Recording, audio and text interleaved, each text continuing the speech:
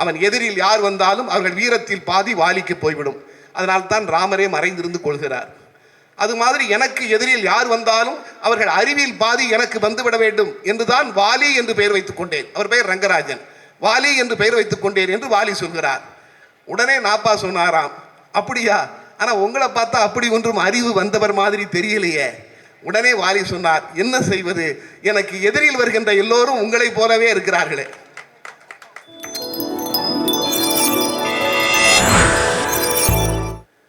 பொருணை நதி வீட்டுக்குள் எதுகைகளின் கூட்டுக்குள் இமை திறந்து எழுந்தவளே, நதிவைகை நாட்டுக்குள் நடம்புரிந்த ஏட்டுக்குள் மதிப்புலவர் பாட்டுக்குள் மதுரையிலே வளர்ந்தவளே, பொறியாளும் நேரத்தில் புரளாத மகிழ்வெல்லாம், நான் பொறியாளும் நேரத்தில் புரளாத மகிழ்வெல்லாம் தன் வரியாளும் நேரத்தில் வரமாக தந்தவளே, கவியாளும் என் ஆசை கடலாக விரிந்தோடி செவியாள புவியாள சென்னாவில் வந்தவளே, தலைமகனாய் வள்ளுவனை நிலைமகனாய் பாரதியை, தலைமகனாய் வள்ளுவனை நிலைமகனாய் பாரதியை கலைமகனாய் கண்ணதாசன் வாலியையும் கண்விழிக்க வைத்தவளே, உன் பிழை மகனாய் கூட என்னை பேச வைத்தால் ஆகாதா, அலை மகனாய் உன் நாவில் என் ஆயுளெல்லாம் போகாதா, வளர்ப்பு மகனல்ல நான் உந்தன் வார்ப்பு மகன் எனக் காட்டு, வளர்ப்பு மகனல்ல நான் உந்தன் வார்ப்பு மகன் எனக் காட்டு, சிவப்பள்ளும் என் நாவில் செந்தமிழை நீ ஊட்டு, அலை வணங்கி கரை மணலின் அடிதொட்டு பணிதற்போல் தலை வணங்கி நான் உன்னை தமிழ்த்தாயே வணங்குகிறேன். 9வது வருடமாக நடைபெற்று கொண்டிருக்கிற இந்த பெருமைக்குரிய புத்தக கண்காட்சிக்கு அடிவேராக ஆணிவேராக அமைந்திருக்கிற மாவட்ட நிர்வாகத்தையும் மேடையிலே இருக்கின்ற மேன்மையாளர்களையும் அரங்கத்தில் இருக்கின்ற ஆண்டோர்களையும் சான்றோர்களையும் நான் பணிவோடு வணங்குகிறேன். உண்மையிலேயே நிரம்ப மகிழ்ச்சியோடு நான் நின்று கொண்டிருக்கிறேன். இறைவனினுடைய அருளாலும் தமிழினுடைய ஆசியாலும் உலகமெங்கும் இருக்கிற எத்தனையோ மேடைகளில் ஏறுவதற்கான வாய்ப்பு கிடைக்க பெற்றாலும் என்னுடைய தாமிரபரணி நதிக்கரையிலே இருக்கிற மேடையிலே ஏறுகின்ற பொழுதுதான் எனக்குள்ளே இருக்கிற தமிழ் மகிழ்ச்சியோடு ததும்புகிறது என்று நான் கருதுகிறேன். உண்மையிலேயே அரங்கத்தை பார்க்கின்ற பொழுது கொஞ்சம் வருத்தமாக இருந்தாலும், கூட்டம் குறைவாக இருக்கிறதே என்கிற வருத்தம் இருந்தாலும் இவர்கள் குறைவாக இருந்தாலும் எண்ணங்களில் நிறைவாக இருப்பவர்கள் தான் இங்கே இருக்கிறார்கள். அதனால் எத்தனையோ வரிகள் இருந்தாலும் 2 வரிகளிலே இருக்கிற திருக்குறள் ஜெயிப்பது மாதிரி 1000 பேர் இருப்பதை விடவும் கொஞ்சம் பேர் இருக்கிற இந்த கூட்டம், அதிலும் இங்கே படைப்பாளிகள், அவர்களை பார்த்தாலே எனக்கு பயமாக இருக்கிறது. எதிரே பட்டிமன்றத்தை பட்டி தொட்டிகளெல்லாம் எடுத்து சென்ற ஐயா புத்தநேரி செல்லப்பா அமர்ந்திருக்கிறார்கள். நம்முடைய கணபதி சுப்பிரமணி அமர்ந்திருக்கிறார். சொல்லிக்கொண்டே போகலாம். நான் பிறகு வருகை பட்டியல் மாதிரி மாறிவிடும் என்னுடைய பேச்சு. ஆக படைப்பாளிகளுக்கு மத்தியிலே நான் பேசுகிறேன் என்று நினைக்கின்ற பொழுதே நிரம்ப மகிழ்ச்சியாக இருக்கிறது. இந்த கூட்டம் குறைவாக இருக்கிறது என்பதை காண்கின்ற பொழுதே எனக்கு ஒரே ஒரு செய்தி தான் நினைவிற்கு வரும். இங்கே நாரும்புநாதனை பற்றி சொன்னார்கள், மறைந்தவரை பற்றி. உண்மையிலேயே அப்படி இலக்கிய உலகம் இழந்த ஒரு மாபெரும் பேச்சாளர் சமீபத்திலே திருச்சியிலே இருந்த நந்தலாலா, ஒரு அற்புதமான பேச்சாளர் நந்தலாலா. அவரோடு நிறைய மேடைகளில் பயணம் செய்திருக்கிறேன். அவர் கயத்தாறு பட்டிமன்றத்தில் ஒரு முறை, பல வருடங்களுக்கு முன்பு கயத்தாறிலே ஒரு பட்டிமன்றம், திண்டுக்கல் லியோனி அவர்கள் வளர்ந்து வருகிற நேரம், கூட்டமே இல்லையா. அப்பொழுது பேச வந்த நந்தலாலா சொன்னாராம், திருநெல்வேலி மாவட்டத்தில் எத்தனையோ ஊர்கள் இருந்த பிறகும் கட்டபொம்மனை கயத்தாரில் கொண்டு வந்து ஏன் தூக்கிலே போட்டார்கள் என்று இன்றுதான் தெரிகிறது. இந்த ஊரில் என்ன நடந்தாலும் கேட்பதற்கு யாரும் வரமாட்டீர்கள் போல் இருக்கிறது என்று அவர் சொன்னதாக ஒரு செய்தியை அவரே பகிர்ந்து கொண்டார். அதுதான் என் நினைவிற்கு வருகிறது. இருந்தாலும் நான் முதலில் குறிப்பிட்டது மாதிரி ஒருமுறை அண்ணன் காளிமுத்து அவர்கள், தமிழகத்தின் தலை சிறந்த பேச்சாளர் காளிமுத்து அவர்கள் மதுரை மீனாட்சி அம்மன் கோவிலிலே பேச வருகிறார். 11 பேர் தான் எதிரே அமர்ந்திருக்கிறார்கள். அப்பொழுது காளிமுத்து அல்லவா, அவர் சொன்னார், கூட்டத்திற்கு வருகின்ற மக்களை ஒவ்வொரு விதமாக அழைப்பார்கள். திரையரங்கிற்கு வருகிறவர்களை ரசிகர்கள் என்று சொல்வார்கள், அரசியல் கூட்டங்களுக்கு வருகிறவர்களை தொண்டர்கள் என்று சொல்வார்கள், இலக்கிய கூட்டங்களுக்கு வருகிறவர்களை பார்வையாளர்கள் என்று சொல்வார்கள். அது மாதிரி கோவிலுக்கு வருகிறவர்களை பக்த கோடிகள் என்று சொல்வார்கள். ஆக இங்க 11 பேர் இருந்தாலும் ஒவ்வொருவரும் ஒரு கோடி. நீங்கள் 11 கோடி பேருக்கு மத்தியில் தான் நான் பேசுகிறேன் என்று என்னை சமாதானம் செய்து கொள்கிறேன் என்று காளிமுத்தவர்கள் சொன்னது என் நினைவிற்கு வருகிறது. ஆக இந்த மாலை நேரத்தில் உங்களை எல்லாம் சந்திப்பதிலே உண்மையிலே நான் நிரம்ப மகிழ்ச்சியோடு இருக்கிறேன். எனக்கு தரப்பட்டிருக்கிற தலைப்பு வாசிப்பதும் வாசித்ததும் யோசித்ததும். உண்மையிலேயே நிறைய படிக்க வேண்டும் என்று எனக்கு முன்னால் அற்புதமாக உரையாற்றிய பேராசிரியர் சவுந்தர மகாதேவன் அவர்கள் சொன்னார்கள். அதில் இரண்டாவது கருத்தே இல்லை. ஆனால் சில புத்தகங்களை படிக்கின்ற பொழுது இதை ஏன் படித்தோம் என்று யோசிக்க வேண்டியது இருக்கிறது. அப்படிப்பட்ட படைப்புகளும் சில சமயம் வந்து விடுகின்றன. அதனால் ஒரு படைப்பு என்பது எப்படி இருக்க வேண்டுமோ அப்படிப்பட்ட படைப்புகளை வாசிப்பது அவசியம் என்று நான் கருதுகிறேன். என் ஞான தந்தை என்று நான் கொண்டாடுகின்ற காவிய கவிஞர் வாலி ஒருமுறை சொன்னார், ஒரு படைப்பு என்பது எப்படி இருக்க வேண்டும், ஒரு இடத்திலிருந்து அது இன்னொரு படைப்பிற்கு நம்மை அழைத்து செல்ல வேண்டும். ஒரு இடத்திலிருந்து அது இன்னொரு படைப்பை நோக்கி நம்மை அழைத்து செல்ல வேண்டும். அப்படி ஒரு ஆர்வத்தை நமக்குள் தூண்ட வேண்டும் என்று சொல்லிவிட்டு கவியரசர் கண்ணதாசனுடைய பாடலை அவர் மேற்கோள் காட்டினார். சவாலே சமாளி படத்திலே ஒரு பாடல், நிலவை பார்த்து வானம் சொன்னது என்னை தொடாதே, நிழலை பார்த்து பூமி சொன்னது என்னை தொடாதே என்கிற பாடல். இந்த நிலவை பார்த்து வானம் சொன்னது, நிழலை பார்த்து பூமி சொன்னது என்று எழுதிவிடலாம். ஆனால் சரணத்திலே கவியரசர் எழுதுவார், புதியதல்லவே தீண்டாமை என்பது, புதுமை அல்லவே அதை நீயும் சொன்னது, சொன்ன வார்த்தையும் இரவல் தானது, திரு நீலகண்டரின் மனைவி சொன்னது. அந்த பாட்டை கேட்கிறவன் திருநீலகண்டர் என்றால் யார், அவர் மனைவி என்ன சொன்னா அப்படின்னு யோசிப்பான். ஆக அந்த பாட்டை, ஒரு படைப்பை நாம் பார்க்கிற பொழுது அது இன்னொரு படைப்பிற்கு நம்மை அழைத்து செல்ல வேண்டும். அதுதான் சரியான படைப்பு என்று காவிய கவிஞர் வாலி சொன்னார். அதுதான் ஏனென்றால் ஒரு எந்த இடமாக எப்படிப்பட்ட படைப்பாக இருக்கலாம். அதாவது ஓமை கவிஞர் சுரதா நான் மேற்கக்கூடிய கவிஞர்களிலே ஒருவர். ஏனென்றால் இன்று மரபு கவிதை எழுதுவதே அரிதாகிவிட்டது. பாப்பாக்குடி செல்வமணி மாதிரி சிலதான் நமக்கு கிடைத்திருக்கிறார்கள் மரபு கவிதை எழுதுவதற்கு. மரபு கவிதை எழுதுவதே இன்று அரிதாகிவிட்டது. சுரதா அவர்கள் ஒரு முறை எழுதுகின்ற பொழுது இவருக்கு என்ன தெரியும் என்று ஒருவர் எழுதுகிறார். அது குமுதம் வார இதழிலே வந்த செய்தி. அதற்கு சுரதா சொன்ன பதிலே இன்று இலக்கிய உலகத்தில் நிலைத்து நிற்கிறது. ஒரு பதில் சொல்வது கூட எப்படி சொல்ல வேண்டும் என்று சுரதா என்னை யோசிக்க வைக்கிறார்.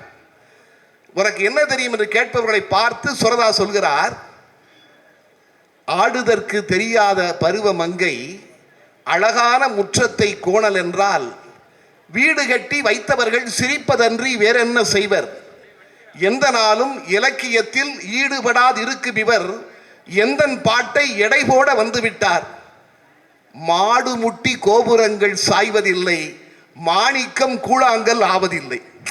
அந்த மாடு முட்டி கோபுரங்கள் சாய்வதில்லை என்கிற சொற்றொடர் இன்று நிலைத்து விட்டது. ஒரு எதிர்ப்பிற்காக சுரதா சொன்ன ஒரு சொல் அதுதான். காவிய கவிஞர் வாலியிடம் பிரபல நாவலாசிரியர் நா பார்த்தசாரதி கேட்கிறார், எல்லோரும் அறிந்த செய்தியாக கூட இருக்கலாம், நீங்கள் எதற்கு வாலி என்று பெயர் வைத்துக் கொண்டீர்கள்? ஏனென்றால் நாப்பா அவர்களுக்கு கவியரசர் கண்ணதாசன் மீது மிகுந்த பக்தி. அந்த அளவிற்கு பக்தி வாலியிடம் கிடையாது. வாலியிடம் ஆரம்பத்திலே கேட்கிறார், நீங்கள் எதற்கு வாலி என்று பெயர் வைத்துக் கொண்டீர்கள்? வாலி சொல்கிறார், ராமாயணத்திலே வருகின்ற வாலிக்கு ஒரு வரம் உண்டு, அவன் எதிரில் யார் வந்தாலும் அவர்கள் வீரத்தில் பாதி வாலிக்கு போய்விடும், அதனால் தான் ராமரே மறைந்திருந்து கொள்கிறார். அது மாதிரி எனக்கு எதிரில் யார் வந்தாலும் அவர்கள் அறிவில் பாதி எனக்கு வந்துவிட வேண்டும் என்றுதான் வாலி என்று பெயர் வைத்துக் கொண்டேன். அவர் பெயர் ரங்கராஜன். வாலி என்று பெயர் வைத்துக் கொண்டேன் என்று வாலி சொல்கிறார்.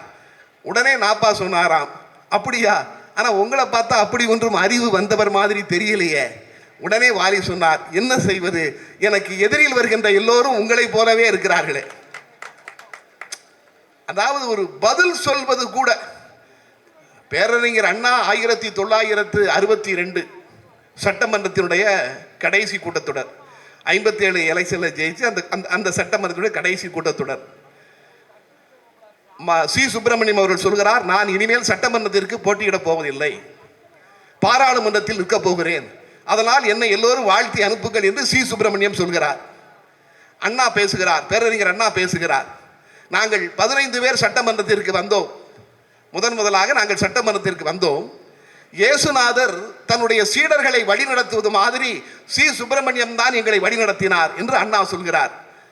முதல்வர் காமராஜர் முதல்வராக அமர்ந்திருக்கிறார். அண்ணா சொன்னவுடன் சி சுப்பிரமணியம் உடனே எழுந்து, என்ன இயேசுநாதர் வழி நடத்துவது மாதிரி நான் நடத்தினானா? அப்படின்னா என்னையும் தூக்கில் போட்டு என்னையும் சிலுவையில் அரைஞ்சிருவீங்களா என்று கேட்கிறார். உடனே அண்ணா சொன்னார், சி சுப்பிரமணியம் அவர்கள் இயேசுநாதருடைய வரலாற்றை சரியாக படிக்கவில்லை என்று நினைக்கிறேன். இயேசுநாதர் சிலுவையில் அறையப்படுவதற்கு காரணம் அவருடைய எதிரிகள் அல்ல, அவருடைய தொண்டர்களில் ஒருவர் தான். உடனடியாக அங்கே இருந்த காமராஜர் விழுந்து விழுந்து சிரித்தாராம். உடனே சி சுப்பிரமணியம் சொன்னாராம், இந்த ஆள்கிட்ட ஜெயிக்கவே முடியாதுப்பா என்று அண்ணாவை பார்த்து சொன்னாராம். ஆக பதில் சொல்லும் போது கூட எப்படி சொல்ல வேண்டும் என்று இவர்கள் நமக்கு சிந்திக்க ஒரு யோசனையை நமக்குள் விதைக்கிறார்கள். அப்படிப்பட்ட படைப்புகளை படிக்கின்ற பொழுது நீங்கள் ஒரு சினிமா பாடலை வைத்துக் கொள்ளுங்கள். எத்தனையோ திரைப்பட பாடல்கள் இருக்கின்றன. நான் அந்த துறையில இருப்பதால் சில பாடல்களை பார்த்து வியந்திருக்கிறோம். இப்படியெல்லாம் யோசிக்க வைக்கிறார்களே என்று வியந்திருக்கிறோம். அதாவது நினைத்ததை முடிப்பவன் என்று ஒரு படம், புலமைப்பித்தனுடைய பாடல், ஒரு பாடல். அந்த ஒரு பாடலில் ஒரு பெரிய இடத்திற்கு நம்மை அழைத்து செல்வார். அதாவது திருமண ஊர்வலம் நடக்கிறது. எம்ஜிஆர் பாடுகிறார் கதாநாயகன். அதில் அமர்ந்திருக்கிற பெண்ணை தன்னுடைய தங்கையாக நினைத்துக் கொண்டு எம்ஜிஆர் பாடுகிறார். அதான் பாடல், பூமழை தூவி வசந்தங்கள் வாழ்த்த என்று பாடல். அந்த பாடலில் புலமைப்பித்தன் சிலப்பதிகாரத்தினுடைய ஒரு காட்சியை கொண்டு வைப்பார். சிலப்பதிகாரத்தில் கோவலனும் கண்ணகியும் மதுரைக்குள் வருகின்ற பொழுது அந்த கோட்டையிலே பறக்கிற கொடி காற்றிலே ஆடுகிறது. அதை இளங்கோவடிகள் சொல்கிறார், மதுரைக்குள்ள வராதீங்க வராதீங்க அப்படின்னு அந்த கொடி சொல்லுதான். போருளந்தெடுத்த ஆரலில் நெடுங்கொழி வாரல் என்பன போல் மரித்து கைகாட்ட என்று இளங்கோவடிகள் எழுதுகிறார். இந்த கற்பனையை புலமைப்பித்தன் ஒரு சினிமா பாட்டில், ஒரு திரைப்பட பாடலில் கொண்டு வைக்கிறார். அந்த ஊர்வலம் நடக்கிறது. அந்த பெண் கழுத்திலே மாலை அணிந்திருக்கிறாள் மணப்பெண். அந்த மாலை அங்கும் இங்கும் ஆடுகிறது. அது சாதாரணமாக கார் போத ஓட்டத்தில் கார் ஆடும்போது மாலையும் ஆடுது. ஆனால் புலமைப்பித்தன் எழுதுகிறார், வெண்சங்கு கழுத்தோடு பொன்மாலை அசைந்தாட நான் கண்ட பொருள் கூறவா, என் அண்ணாவை ஒரு நாளும் என்னுள்ள மறவாது என்றாடும் விதம் அல்லவா. அந்த மாலை சொல்லுவான், எங்க அண்ணனை ஒரு நாளும் நான் மறக்க மாட்டேன். அண்ணன் தான் கல்யாணம் பண்ணி வைக்கிறான். அண்ணா எங்க அண்ணனை ஒரு நாளும் மறக்க மாட்டேன், எங்க அண்ணன் ஒரு நாளும் மறக்க மாட்டேன்னு அந்த மாலை சொல்லுகிறான். வெண்சங்கு கழுத்தோடு பொன்மாலை அசைந்தாட நான் கண்ட பொருள் கூறவா, என் அண்ணாவை ஒரு நாளும் என்னுள்ள மறவாது. அது பாடுவது எம்ஜிஆர். அவர் அந்த அண்ணாவிற்கு போய் விடுவார், என் அண்ணாவை ஒரு நாளும் மறவாது. அது பாடலாசிரியருடைய திறமை. என்னை யோசிக்க வைக்கிறார். ஒரு பாடலாசிரியராக இருக்க வேண்டும் என்றால் இப்படியெல்லாம் இருக்க வேண்டும். அதாவது நீங்கள் கேட்ட பாடல் புது புது அர்த்தங்கள் என்று ஒரு படம், காவிய கவிஞர் வாலிதான் பாடல்கள். அதுல கல்யாண மாலை கொண்டாடும் பெண்ணே என்று ஒரு பாடல். அந்த பாடல் ஒலிப்பதிவு நடக்கிறது. அதாவது ஒரு பாடலில் கூட எத்தனை தூரம் யோசிக்க வைக்கிறார்கள் என்று நான் சொல்கிறேன். நீங்கள் எல்லோரும் திரைப்பட பாடல் நிறைய கேட்டிருப்பீர்கள். எனக்கு தெரிந்து 2 திரைப்பட பாடல்களில் மட்டும்தான் பாடலை எழுதிய பாடலாசிரியர் பெயர் சொல்லப்பட்டிருக்கிறது. நேற்று இன்று நாளை படத்தில் எம்ஜிஆர் அவர்கள் பாடிய தம்பி நான் படித்தேன் காஞ்சியிலே நேற்று, அந்த பாடலை பாடுவதற்கு முன்பு கதாநாயகன் எம்ஜிஆர், இசை MS விஸ்வநாதன், பாடல் வாலி என்று சொல்லிவிட்டு தான் ஆரம்பிப்பார். அது ஆரம்பம் இருக்கட்டும். அதற்கு பின்னால் இருக்கிற செய்தி வேறு. கல்யாண மாலை கொண்டாடும் பெண்ணே என்ற பாடலை கேட்டு பாருங்கள். படத்திலே ரகுமான் பாடுவார், நடிகர் ரகுமான் பாடுகிறார். பாடுகின்ற பொழுது ஒரு இடத்தில் பாடலை நிறுத்திவிட்டு சபாஸ் வாலி என்று சொல்லுவார். தமிழ் சினிமாவில் இதுவரையில் எந்த பாடலாசிரியர் பெயரும் இடையில் சொல்லப்பட்டதே இல்லை. பாடலை நிறுத்திவிட்டு சபாஸ் வாலி என்பார். அதிலும் இசைஞானி இளையராஜா அதற்கு சம்மதிப்பாரா? ஏன் அப்படி சொல்ல வைத்தார்? அங்குதான் அந்த பாட்டை நீங்க கேட்டீங்கன்னா, நல்ல மனையாளின் நேசம் ஒரு கோடி, இந்த பாட்டில் அந்த சரணத்தில் வரும், அந்த வரும் வார்த்தைகள் வரும். நல்ல மனையாளின் நேசம் ஒரு கோடி, செஞ்சம் எனும் வீணை பாடுமே தோடி. ஆனா எல்லாருமே நெஞ்சம் எனும் வீணை பாடுமே தோடின்னு தான் இதுவரைக்கும் நினைச்சிட்டு இருக்காங்க. பாடலை பாட வந்து SP பாலசுப்ரமணியமும் பாடுகிறார், நெஞ்சம் எனும் வீணை பாடுமே தோடி என்று பாடிவிடுகிறார். வாலி நிறுத்தியா பாரு, பாலு தப்பா பாடுறான் பாரு, நெஞ்சம் எனும் வீணைன்னு. அது நெஞ்சம் எனும் வீணை அல்ல, செஞ்சம் எனும் வீணை. அப்படி என்ன செஞ்சம் எனும் வீணை? வீணையில பல வகை இருக்கான். மரகத வீணை, சாகர வீணை, அப்படி நிறைய ஒரு பெரிய பட்டியல் போடுறாங்க. அதில் ஒரு வீணை செஞ்சம் எனும் வீணை. அந்த செஞ்சமீனையுடைய சிறப்பு என்னவென்றால் எந்த ராகத்தை பாடினாலும் அது சோகமாக மாற்றுமாம். கர்நாடக சங்கீதத்தில் சோகமாக சொல்லப்படுகிற தோடி என்கிற ராகத்தை பாடினால் அது மகிழ்ச்சிகரமான ராகமாக மாற்றுமாம்.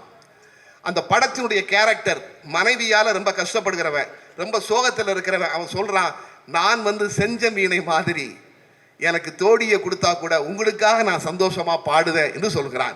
ஒரு மியூசிக்கல் அந்த அந்த பாடகனை பற்றிய, ஒரு மியூசிஷியனை பற்றிய ஒரு செய்தியை அந்த ஒரு மியூசிக்கல் இன்ஸ்ட்ருமெண்ட்டை வைத்தே வாலி எழுதிவிடுகிறார். அதனால் தான் இளையராஜா வியந்து இந்த இடத்தில் சபாஸ் வாலி என்று சொல்ல வேண்டும் என்று சொன்னாராம். நீங்கள் நினைத்து பாருங்கள், ஒரு பாடல் அது என்னை யோசிக்க வைக்கிறது. இப்படித்தான் அதனால்தான் காவிய கவிஞர் வாலியோடு நான் 8 ஆண்டுகள் நெருக்கமாக இருந்தவன்.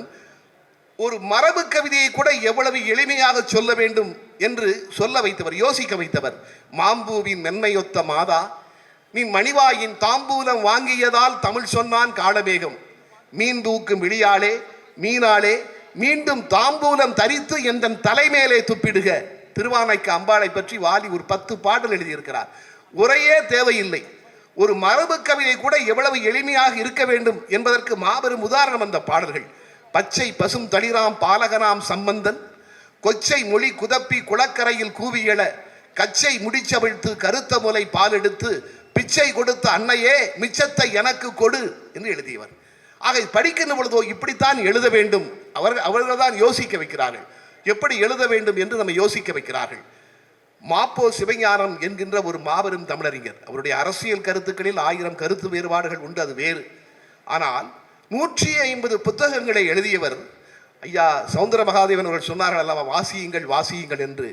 அவருடைய புத்தகங்களை வாசிக்க வேண்டும். அதாவது நினைக்க முடியாத கருத்துக்களை.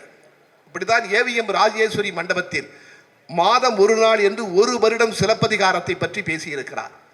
ஒரு நாள் அவர் மக்களை பார்த்து ஒரு கேள்வி கேட்டிருக்கிறார், இளங்கோவடிகள் சிலப்பதிகாரத்திற்கு ஏன் சிலப்பதிகாரம் என்று பெயர் வைத்தார்? இது அதாவது இந்த செய்தியை படிக்கின்ற பொழுது, மாப்போசி அதற்காக சொன்ன விளக்கத்தை பார்க்கின்ற பொழுது அது என்னை யோசிக்க வைக்கிறது.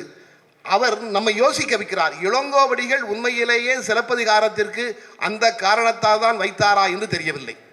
ஆனால் மாப்போசி சொல்லுகின்ற பொழுது அது மாப்போசியுடைய பேச்சு அவ்வளவு எளிமையாக இருக்கும் என்று சொல்வார்கள். அந்த யதார்த்தமாக, அது ஒரு கலை, யதார்த்தமாக பேசுவது என்பது ஒரு கலை. ஒரு நாள் வாலியிடம் பேசுகின்ற பொழுது சொன்னார், வி.கே. ராமசாமி எப்போ பேசினாலும் எங்கே பேசினாலும் எதை பற்றி கவலைப்படப்பட்டாராம், அவர் வாட்டில் யதார்த்தமாக பேசுவாராம். அவர் வீடை விற்பதற்கு முயன்று இருக்கிறார். நடிகர் வி.கே. ராமசாமி கடன் தொல்லை, வீடை விற்கணும், விலை பேசியாச்சு, ஏதோ பிரச்சனை கேஸ் கோர்ட்டுக்கு போயிடுச்சு நீதிமன்றத்தில். நீதிபதி கேட்டாராம், நீங்கள் வசதியானவர் தானே, நிறைய நடிச்சிருக்கீங்க, நீங்கள் எதுக்கு வீடை விற்கணும் அப்படின்னு கேட்டாராம். இல்லை நீதிபதி அவர்களே, எனக்கு இருக்கிற கடனுக்கு தெருவையே விற்கணும், எனக்கு இருக்க கடனுக்கு நான் தெருவையே விற்கணும், கார்பரேஷனில் சம்மதிக்க மாட்டாங்க, அதனால வீடை விற்க வந்தேன். என்னப்பா இருந்த ராஸ்கோல்கள் படுத்துகிற பாடு அப்படின்னு அவருக்கே சில உரிய வார்த்தைகள் அதையெல்லாம், அதாவது பேசுவது நீதிமன்றம் என்று கூட இல்லாமல் அந்த யதார்த்தமாக பேசுவார் என்று சொல்வார்கள். மாப்போசியினுடைய பேச்சை அப்படி குறிப்பிடுவார்கள். அவர் ஒருமுறை சொன்னார், சிலப்பதிகாரத்திற்கு இளங்கோவடிகள் ஏன் சிலப்பதிகாரம் என்று பெயர் வைத்தார் என்று கேட்டுவிட்டு சொன்னார், வால்மீகி ராமாயணத்தில் ஒரு காட்சி, ராமன் சீதை லட்சுமணன் பேசிக் கொண்டிருக்கிறார்கள். மாயமான் மாரீசன் கடந்து போகிறான், சீதை எனக்கு வேணும்னு அடம் பிடிக்கிறான் அந்த மானு.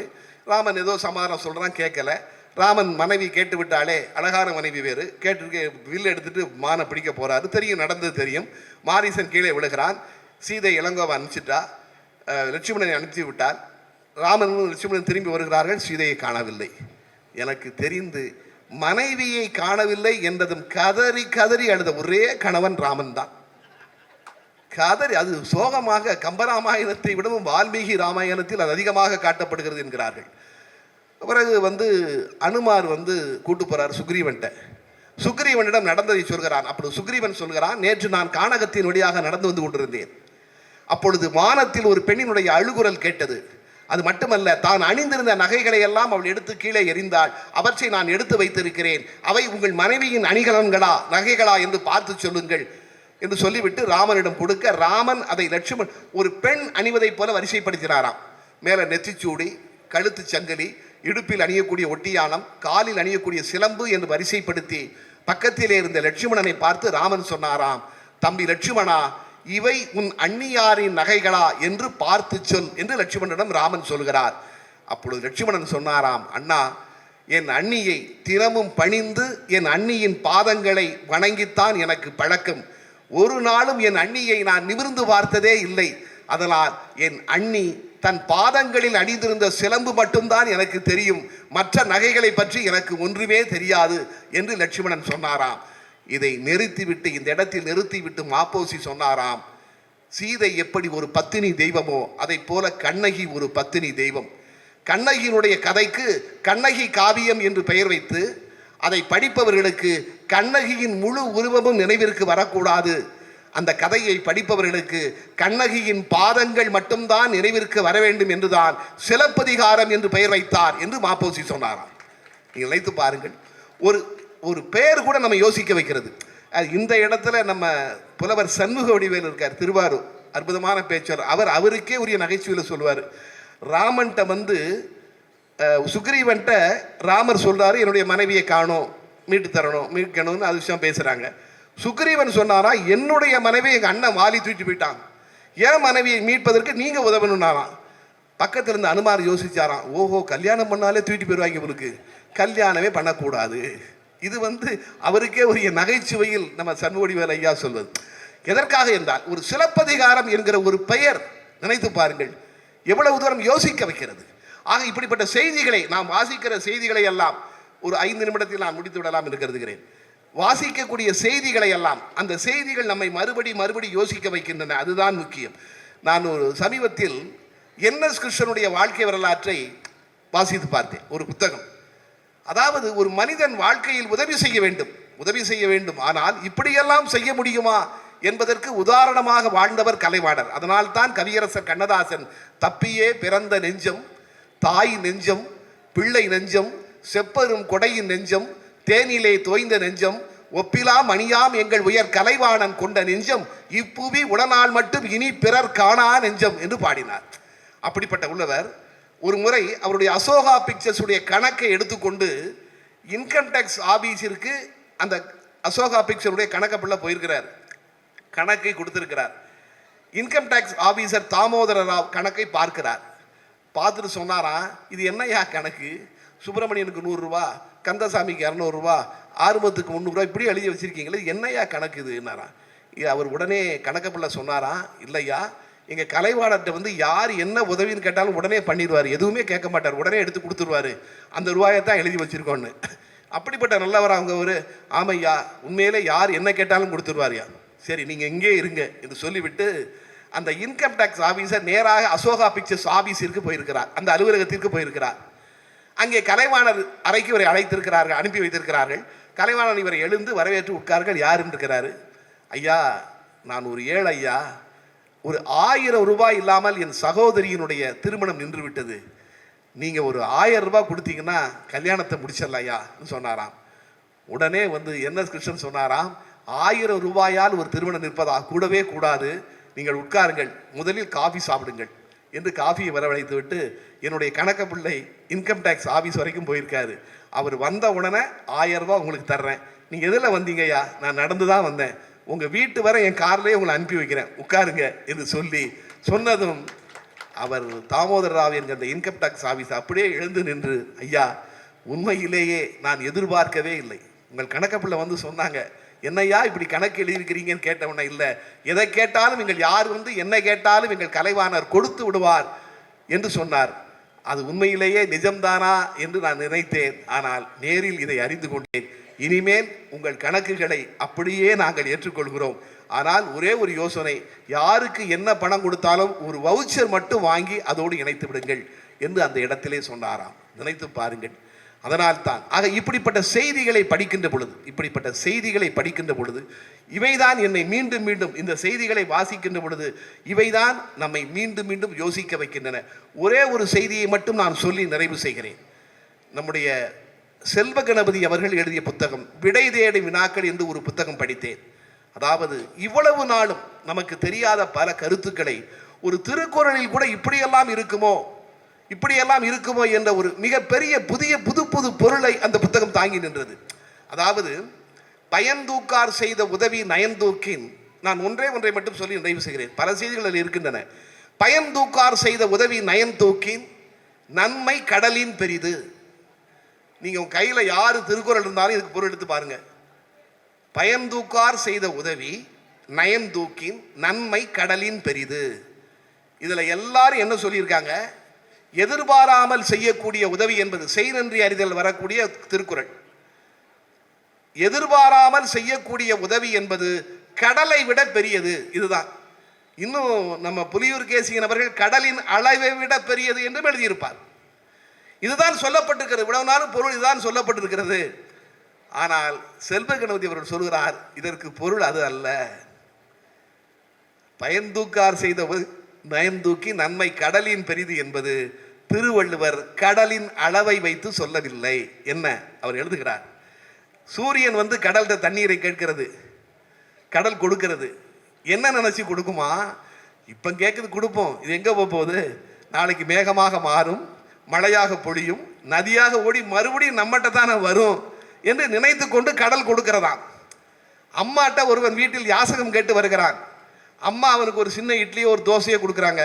நம்ம இன்னைக்கு இவருக்கு பிச்சை போடுவோம், நாளைக்கு இவன் நமக்கு பிச்சை போடுவான்னு நினைச்சு அம்மா போடுறா? இல்லை. அம்மா செய்கிற உதவி சிறியது, ஒரு தோசை அளவு சின்ன அளவாக இருந்தாலும் இது எதிர்பாராமல் செய்கிற உதவி. கடல் அவ்வளவு பெரிதாக இருந்தாலும் அது எதிர்பார்த்து செய்கிற உதவி. எதிர்பாராமல் செய்கிற இந்த உதவி என்பது கடலுடைய தன்மையை விட பெரியது. கடலுடைய தன்மை அளவை சொல்லலன்னு சொல்றாரு. கடலின் தன்மையை விட இது பெரியது என்பதைத்தான் திருக்குறள் சொல்லியிருக்கு. நினைச்சு பாருங்க, எத்தனை வருடங்களாக நான் படித்துக் கொண்டிருக்கிறேன். நிறைய இது மாதிரி, அதாவது பேசிக்கொண்டு ஞா போல் வளை என்று அவை சொன்னால் ஆட்சிச்சுடியில் என்ன எல்லோரும் சொல்கிறார்கள், ஞா மாதிரி வழங்கினோம் வாழ்க்கையில இல்லை சொல்கிறார். ஞா என்கிற அந்த வரிசையில், அந்த உயிர்மை எழுத்துக்களில் எந்த எழுத்துக்கும் வார்த்தையே கிடையாது இங்கனாவுக்கு ஞானாவும் தவிர. இங்கனம் அங்கனம் சங்கு பங்கு அதெல்லாம் இங்கன வரும். ஞாவனாக்கு வந்து இங்கனம் ஞா நீ நீ எதற்குமே வார்த்தையே கிடையாதான் தமிழ்ல. ஆனாலும் தன்னுடைய வம்சத்தை அது வளைத்து காப்பாற்றி கொண்டிருக்கிறதாம் ஞாவ். அதே மாதிரி குடும்பத்தில் யாராவது பயனில்லாதவர்கள் இருந்தால் கூட அவர்களையும் நாம் வளைத்து காப்பாற்ற வேண்டும் என்றுதான் அவ்வை ஞா போல் வளை என்று சொன்னான் என்று சொல்கிறார். நினைத்து பாருங்கள், ஒரு சின்ன சின்ன, அதாவது படித்த விவரங்கள் நாம் படித்தது, ஆனால் சில பேர் தான் அதை யோசிக்க வைக்கிறார்கள். ஆக வாசிக்கிற எல்லாமும் நம்மை யோசிக்க வைப்பதில்லை. அப்படி யோசிக்க வைப்பவற்றை நாம் வாசிக்க வேண்டும் என்று சொல்லி வாய்ப்பிற்கு நன்றி கூறி விடைபெறுகிறேன். நன்றி, வணக்கம்.